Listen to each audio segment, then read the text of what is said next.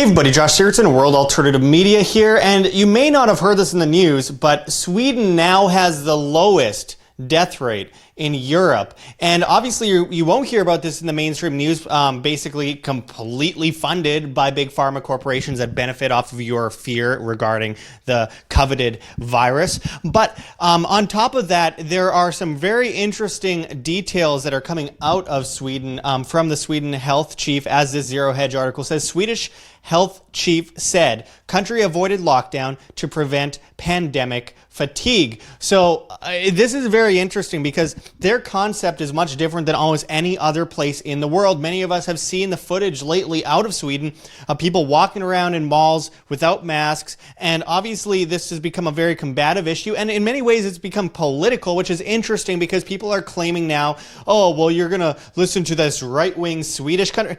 Right-wing, Sweden is one of the most left-wing, highest tax countries in the world. There's many reasons to criticize Sweden, trust me.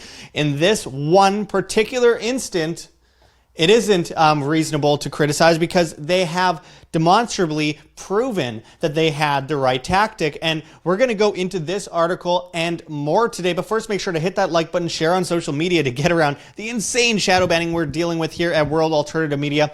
Make sure to join our newsletter at www.iambanned.com.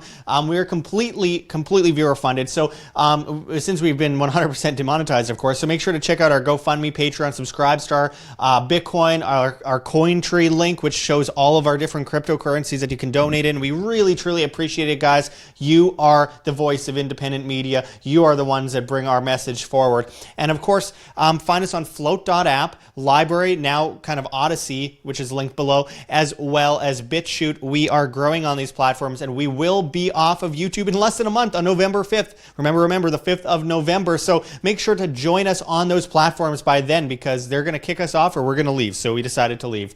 Anyways, check those links and let's get into this article out of Zero Hedge. As I mentioned, Swedish health chief said country avoided lockdown to prevent pandemic fatigue. And as this article originally authored by Paul Joseph Watson, like him or hate him, this is an interesting article. As it says, Swedish health Chief Olivia Wigzell explained that her country didn't impose a kind of draconian coronavirus lockdown seen in other European countries in order to prevent the public from developing pandemic fatigue. At the start of the COVID-19 pandemic, Sweden chose to go for herd immunity by refusing to impose a hard lockdown, meaning bars, restaurants, gyms, workplaces, and schools remained open and vulnerable people were told to shield, while mandatory mask rules were avoided. Despite the mainstream media predicting that this would lead to massive fatalities, Sweden has recorded under 6,000 coronavirus deaths and now has the lowest death rate in Europe. Now, I do want to point out that they did have high rates initially, whatever you want to consider a rate, because obviously the tests were a complete farce, and the World Health Organization tests were testing papayas and pheasants positive, and lab grade water in the case of the US. Absolutely ridiculous. By the way, the guy who created the test in the first place said that it doesn't test for coronavirus, COVID-19 directly. It's all coronaviruses and all exosomes, so you can have like a cold sore and test positive. So anyway, that should be clarified. So with that in mind, with the tests that were done in Europe, they did have about an average amount of cases versus everyone else, but everyone else locked down and destroyed their economy and impoverished millions of people. So, I mean, take it as it is. As the article continues here, it says Scandinavian countries' GDP fared better than the rest of Europe, and now large segments of the population have developed herd immunity, reducing the impact of any potential second wave. Illustrating how the country is already virtually back to normal, a young woman posted a video of herself boarding a train in Stockholm, showing minimal social distancing and hardly anyone wearing masks. And you could see the video here. Let's play this quickly. Hello everybody, my name is Svetlana. Today is October 12, 2020.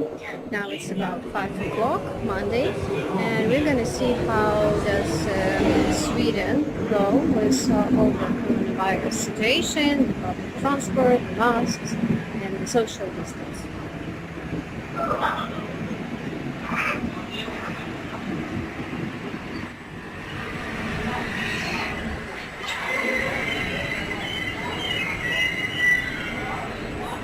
So as you can see, there are plenty of people, and we're gonna see how this look outside as well, or inside.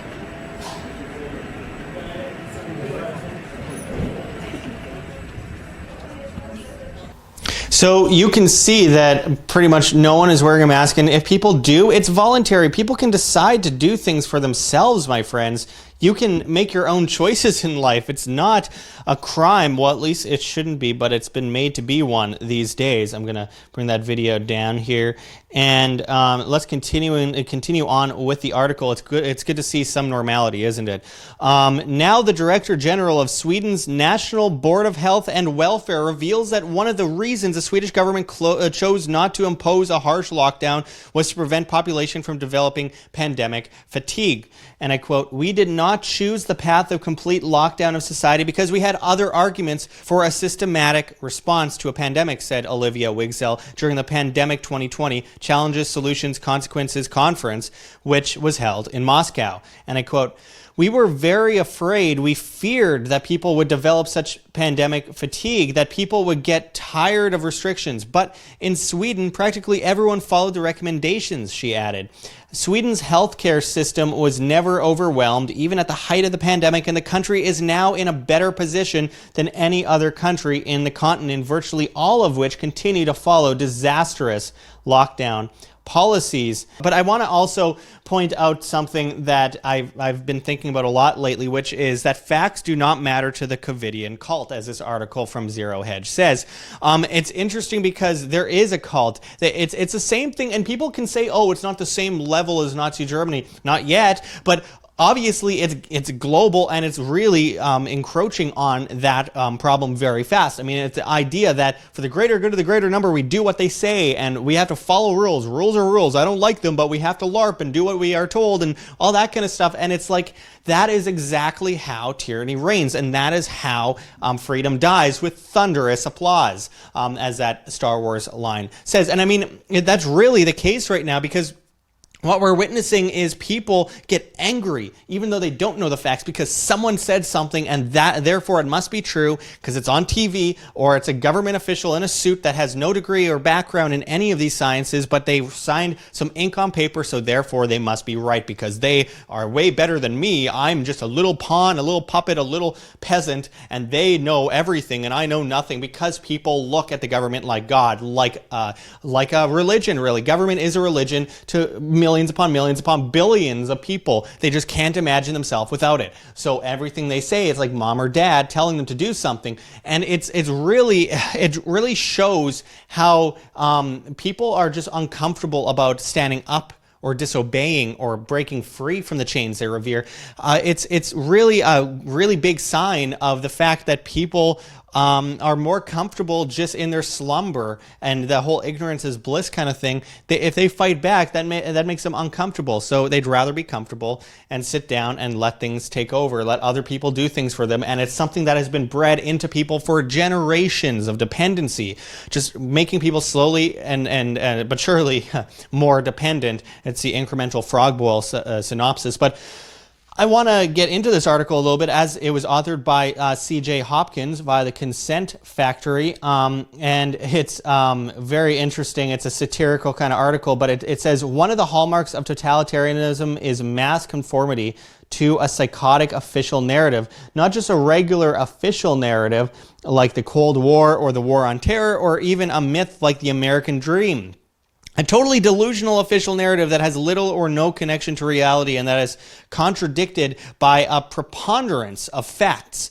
Nazism and Stalinism are the classic examples, but the phenomenon is better observed in cults and other subcultural societal groups. Numerous examples will spring to mind: the Manson family, Jim Jones, People's Temple, the Church of Scientology, Heaven's Gate, etc., each with its own psychotic official narrative, i.e. helter-skelter, Christian communism, Xenu and the Galactic Confederacy, and so on. And it's important not to mix the ideas of organized cults with the ideas of faith and the ideas of, voluntary connections with a higher power. I think we should put a line in between that, because there's obviously those that are blasphemous in the sense that they are, a heretic, versus a person that just believes in a higher power and lives their life by that, which is totally fine.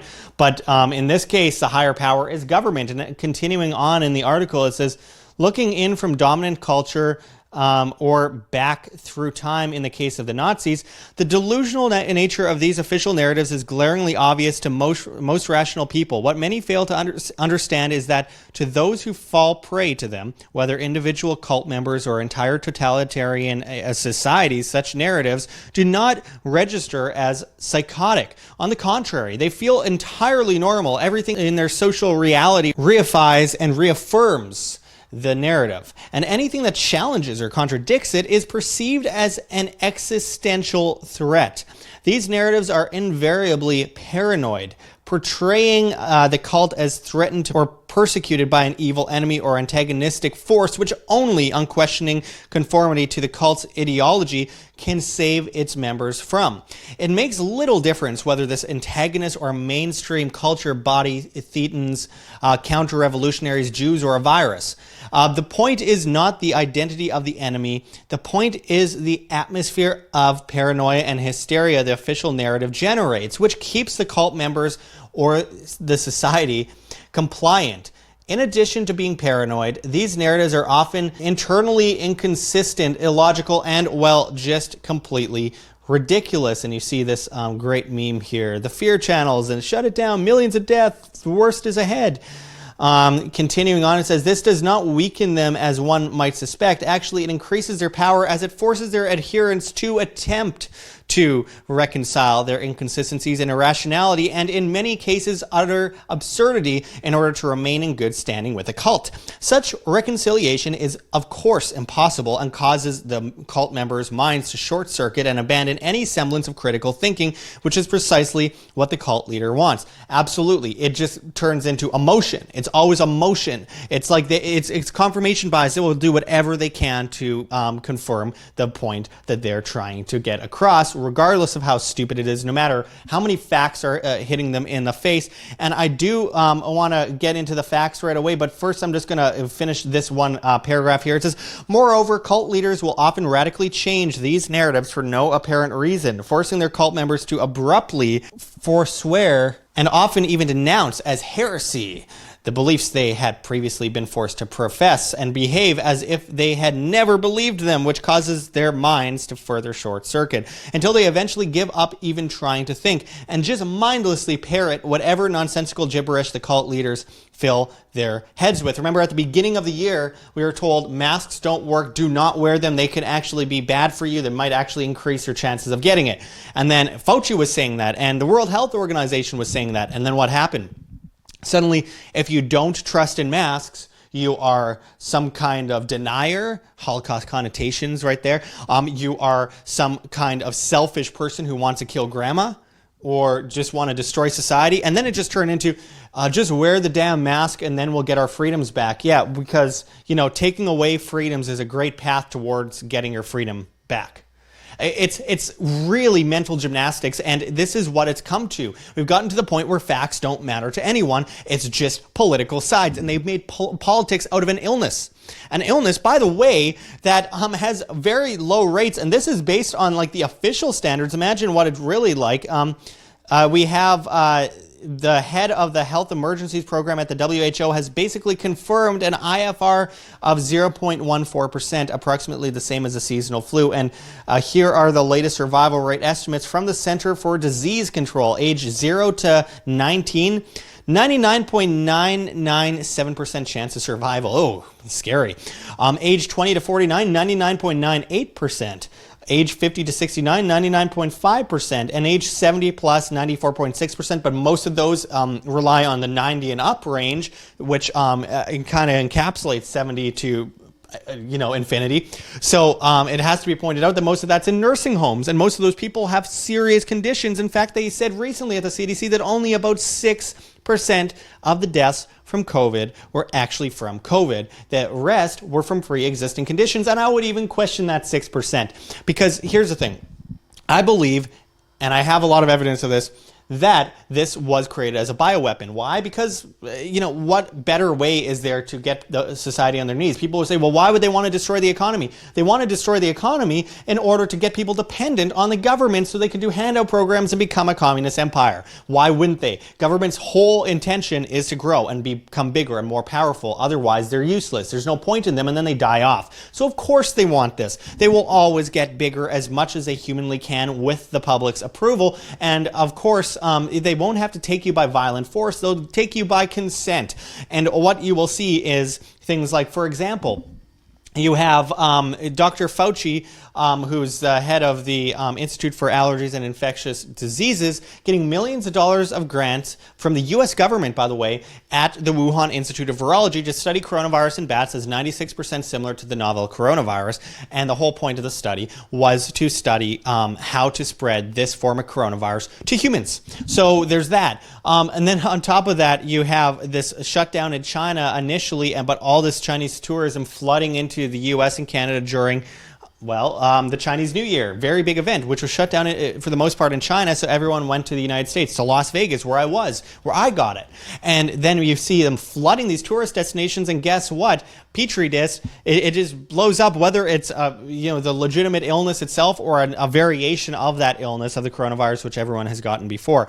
And then you have it spread, and then they say almost immediately, shut down everything, close down the economy. And what happens? Now we see 28 million people who are facing homelessness when the moratoriums expire, which, by the way, the banks will probably seize the homes. Then the government will take the homes from the banks, and then the government will give out the homes for free, say free housing program, relief package, and guess what? Trillions more will be printed at the Federal Reserve. The price of living will skyrocket, and then you'll have communist ownership of almost 10% of property in private property in the U.S., so public property at that point, all this housing, and that is a very slippery slope towards Stalinism. And then you have the control of landlords, the destruction of landlords. They're raising rents on everyone, raising the property taxes on the landlords, and the rentees have to pay more, and then they become more dependent, so the government comes in and helps them. You have 80% of independent restaurants shutting down because of bankruptcy. You have places like New York and LA that are complete cesspools of corruption to begin with, and now government has completely taken full communist style control over the place. Then you have technocracy out of China, where you have this idea of social credit. So if you want this to all be over with, please let it be over with. You have to get the vaccine. They're not going to force it in your arm. You just want a good social credit score, don't you? Of course you do. Because without a good social credit score, you can't get a bank account, you can't get a job, you can't travel anywhere. You are essentially completely enslaved by government. So why wouldn't you get a good social credit score? You have to get that vaccine and comply with the standards of the government. Bow down to the state. Thank you, state, for everything you've done for me. That is exactly how they will enslave humanity. And guess what? They already have in places like China, and to a great degree in places like Australia, where it's just become out of control madness. And in Canada, talking about internment camps. Doug Ford, brother of infamous Rob Ford, the crack-smoking mayor, is a conservative, by the way, quote unquote, but he is actually threatening at this point his own voters that they might face internment camps if they are in denial of COVID, and they speak out against it, and they refuse certain provisions and mandates. I mean, when you actually have camps, guys, think about it. That's more than a lot of the socialists in Canada are talking about. That you have these government officials that have so much power. Why would they ever relent it?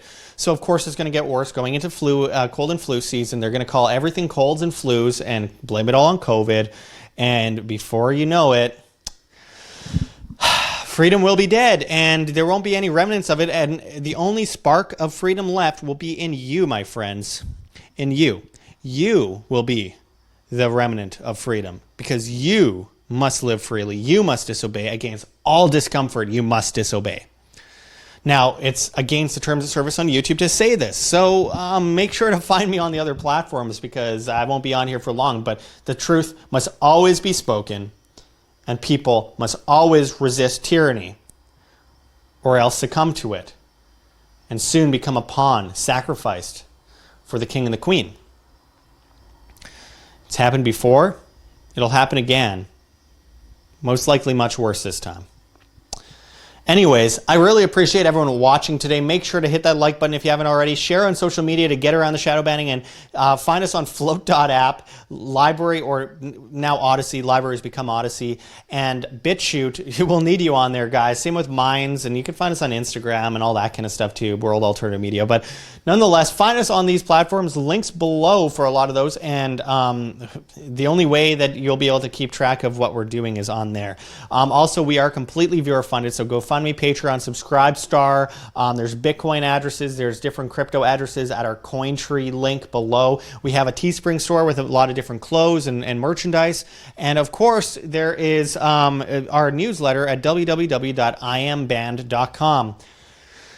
Guys, it's go time. I'm in Montenegro right now in Kotor, and the reason I'm in Kotor is strictly because if I'm not here, I'm going to end up living on the street. And I've already given up my home, I've given up my truck, I've given up all my bills, I've given up all my possessions. I'm living out of a backpack so I can continue making videos for you guys.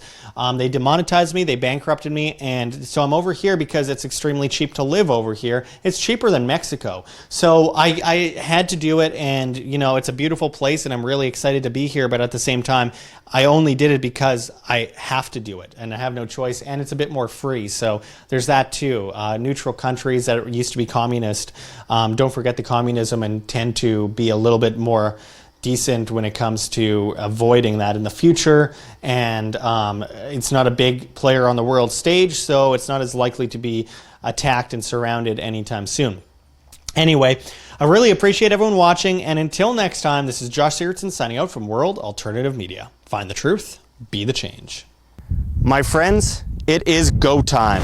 We are completely demonetized on YouTube, and we depend on the viewer to stay alive and spread the message of freedom and truth. So check those links below. GoFundMe, Patreon, Subscribestar, anything you guys could do to help keep independent media alive helps enormously in helping spread this message to the masses. So make sure to check those links. Donate to our Bitcoin address on the screen or below. We really appreciate anything you could do to keep us alive. You could check those links below for CoinTree as well, where you can find other cryptocurrencies that you can donate and keep WAM alive. Find us on Flote.app, Flote.app, as well as BitChute and LBRY and Minds. We're on all the other platforms. We are leaving YouTube soon, so make sure to find us at those sites, because it's the only way we can keep talking to you, the masses, the great people that actually care about the future of free humanity. Also, join our new newsletter at www.iamband.com. Anything helps at this point, guys. We need to support free information online. This is the most difficult time in our history, and it takes a lot of hard work to keep our message alive in the face of great evils that have taken over the propaganda news on television as well as on YouTube, where YouTube decides what you can or cannot see. We need your help, my friends. So I really appreciate anything you guys can do. Check those links. There's many ways you can help. Until next time, though, thanks, everyone. This is Josh Sigurdson signing out from World Alternative Media. Find the truth, be the change.